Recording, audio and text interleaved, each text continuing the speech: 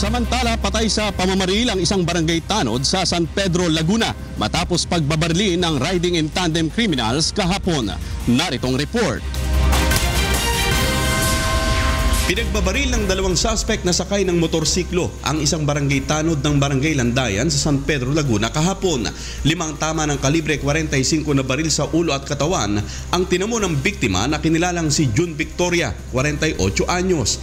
Naisugod pa ng mga barangay official sa Amante Hospital si Victoria, ngunit idineklara rin itong dead on arrival. Nakuha na naman ang CCTV ng barangay ang riding in tandem criminals nang magtungo ang mga ito sa kinaroroonan ng biktima na nakatayo sa lugar kung saan ito naka-duty.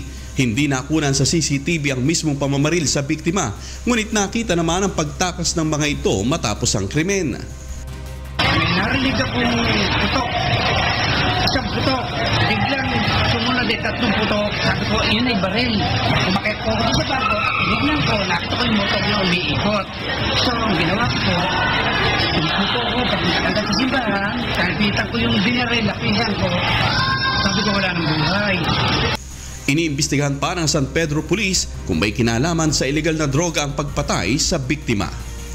Mula sa Laguna, ako si Sherwin Kulubong, humahataw sa balita.